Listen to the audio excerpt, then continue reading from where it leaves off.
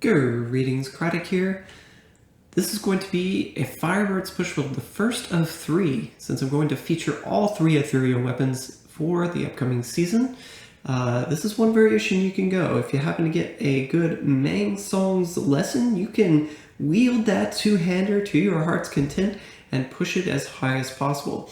Now, it is notable that this weapon is unfortunately going to be the weakest of all the Ethereals for pushing, and it doesn't look that way. It looks mean, it looks big, like it would deal a lot of damage with that 300% damage to all wizard skills modifier, but unfortunately it does not. So something to note here is the 300% to damage all wizard skills is actually a multiplier to your sheet damage, pretty much. So it doesn't sound like that's what it is, but that's what it is. So it's similar to, you can count it almost as a global multiplier, and yeah. So one thing, there are a lot of reasons why the two-hander is going to be about 3 Raiderus worse. This is going to be pushing about GR145 if you push it to its highest extent. There are a lot of reasons why the two-hander is not the most efficient. For one, the affixes that you would have on an offhand item, such as cooldown reduction. If you're using the Firebird source, you're losing out on fire percentage, which is kind of ironic that the Mang Song's lesson gives you fire percent, but you're losing out on 20% fire. Yeah, anyway. Using crit, possibly APOC, you know, these are all great affixes to have, especially APOC. And we'll get to that in a little bit, but you're obviously losing from this particular build. That offhand legendary power that we would have is actually, since we have the Ring of Roar Grandeur, going to be the Og-Hild set. You notice it's missing in this build, not available, which does detract from your damage quite considerably. You're losing out on elite damage and 30% multiplier, so it's a big loss. Then obviously from an offhand you would get average damage, a lot of main stat that you get from the offhand as well. You get 1,000 there. So, and the Mang Song's lesson as compared to the other Ethereals doesn't have, like the Oculus, for example, rolls with Vitality, which you can sub in main stat. You notice here, this build is not very defensive at all, and we have to sub a lot of Vitality just to be able to survive and be at the same levels as the other Ethereals allow for. It's just turns out to be a big detractor that you need to be higher Paragon even to run it at a reasonable amount of int, right? You're losing out on a stack of elemental exposure. So obviously with all the Ethereals we don't get a plus elemental damage, so we're not getting that last stack there. In this particular build, we also have to swap out one of our skills, so you only get 2 stacks of EE, so it's even more harmful. Your attack speed with a two-hander base is only going to be 1.1 attacks per second, which is actually very detrimental when it comes to recovery. So your life per hit will not proc as often. You will get less returns from this health, right? So the attack speed being so low is also a detriment in that your Taeguk uptime is a lot harder to maintain. You really cannot, absolutely cannot manually cast your Spectral Blade outside of channeling, right? So you can't, like with the other builds, you can sort of cast your manual Spectral Blade in between, possibly get a little bit of extra damage. Do not even try that with this build. It will not work. You will drop Taeguk stacks so easily. Just because your attack speed is so low, it's refreshing Taeguk less often, and that's why. So coming back to no APOC, this is actually the biggest loss of the two-hander in my opinion, because the mirror images hit with the Spectral Blades, and they return a lot of APOC. So you have less crit, we don't have APOC, so it's like, you can't really fit in a Wizarding Hat all that easy either, which a Wizarding Hat would be able to fit in APOC. So you have to find some other means, whether it be through resource cost reduction, life per second, cost reduction on a skill, you have to find some means to compensate for the resource. And how I have opted to do this is to swap out Frost Nova for Diamond Skin Prism. So Prism is going to be a focus of this build, reducing the arcane power of all skills by 9. It's so big, so much cost reduction here that you actually have to mind how much resource cost reduction you have on gear. Because if you go too high on your resource cost reduction with this build, your Taeguk stacks, because they require you spend resource on a channeled skill, will actually drop if your resource cost reduction is over a certain threshold.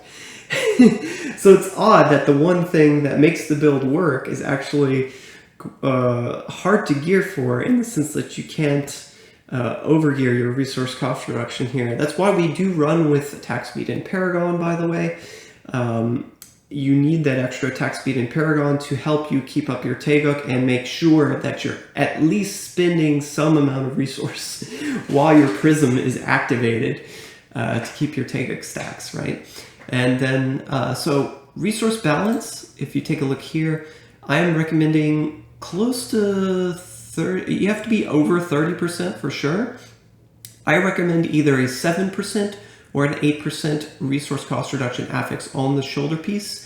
And that should be all you need, if I remember correctly, because the Captain Crimson's give you 20%, and then you have 10% from Paragon. Combined with the Prism is the perfect balance of resource to both allow you to continually channel your Disintegrate and cast your Chain Reaction, and maintain resource without overspending it, right, and depleting your pool, right?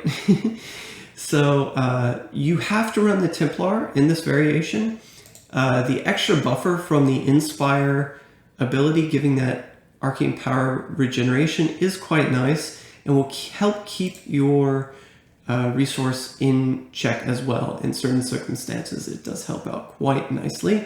The main hand, notably, does come with up to 2 arcane power per second, so that also helps out a little bit. So as far as pushing with this build, you'll note we still have the Captain Crimson, so you get that multiplier, but we do not have the Alkals. We have the Crown's buff bracers instead.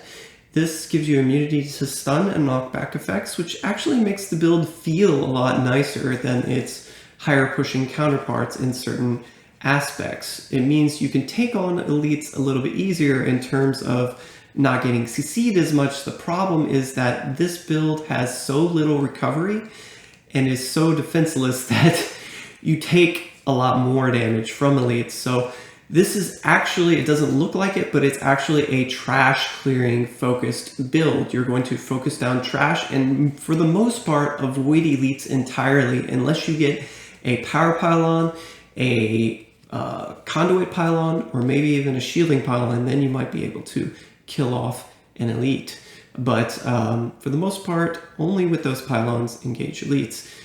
You focus on the trash, and most specifically, since we have on the Mang Song's lesson, what's really going to make it excel is going to be this 50% damage to undead affix.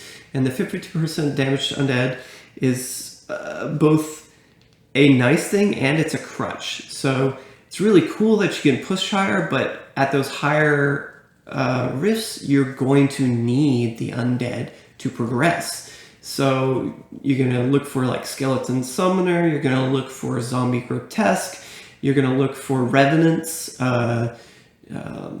that's those sort of mob sets. And I actually found with this build, on the highest level of push, you really, even challenging like a beautiful Skeleton Summoner rift can be difficult just because there's so many projectiles. The Archer projectiles damage you quite a bit with this build.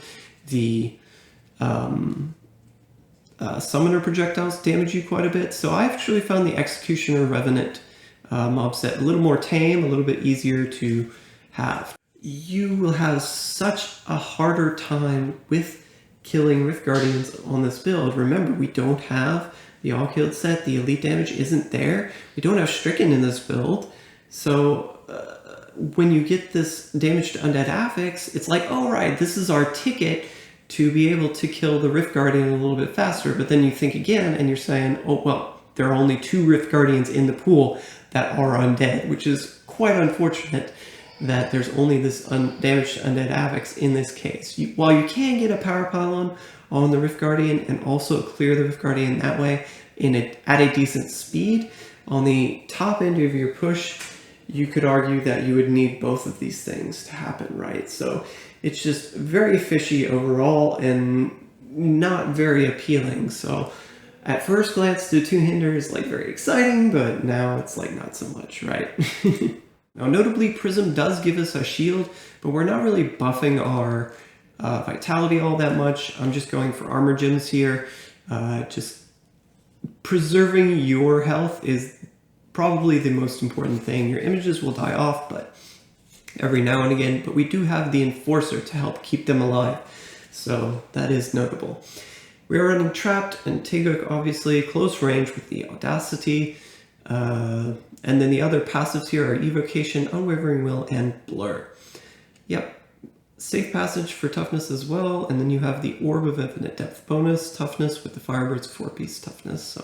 So the placement of Tasker and Theo here is meant really to help you kill off the trash monsters so much more quickly. You're meant to get in there, kill the trash, spawn an Oculus, do a second rotation really quick, and hopefully get out of that area of the rift without taking too much damage anymore, and then search for more big trash pulls that you can consume quickly. That's the name of the game here. While you can opt for the Mantle of Channeling, I found on those higher end pushes that Mantle, my images just wouldn't deal as much output, especially if there was an elite nearby. They would get CC'd but again, I don't recommend this weapon. If you're able to get a Wizard Spike, if you're able to get an Oculus, both of those builds will be better. Unfortunate that the two-hander is not able to clear as high, like I said, about 3 greater risks, but it's still a good build to push, and it did change up the playstyle. That is one thing I will say it felt really good just to be killing off trash every now and again. It was different playstyle than all the other builds, so that in itself was a nice change of pace. Hope you enjoyed this build. Take care. Oh, that charger hurts. I can't clear anything. They keep killing my images. The ghosts, I mean.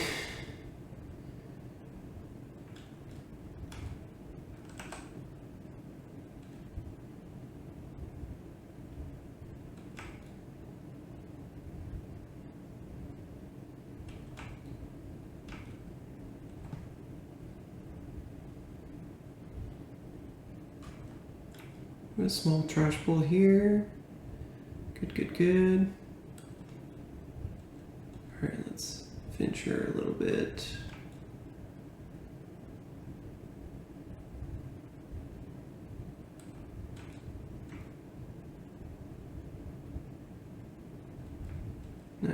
%.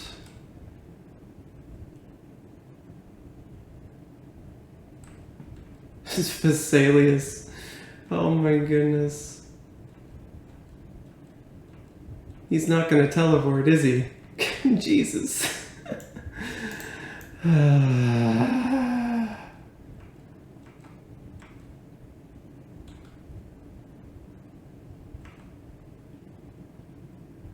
We did our best.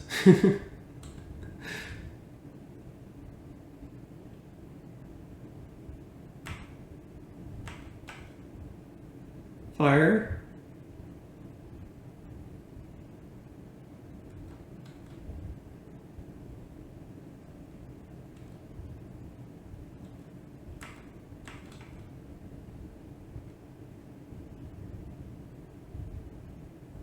Fire phase. Please don't teleport. Please don't teleport. Thank you.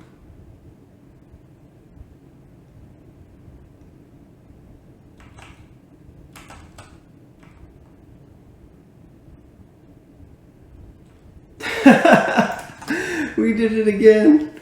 Oh my goodness.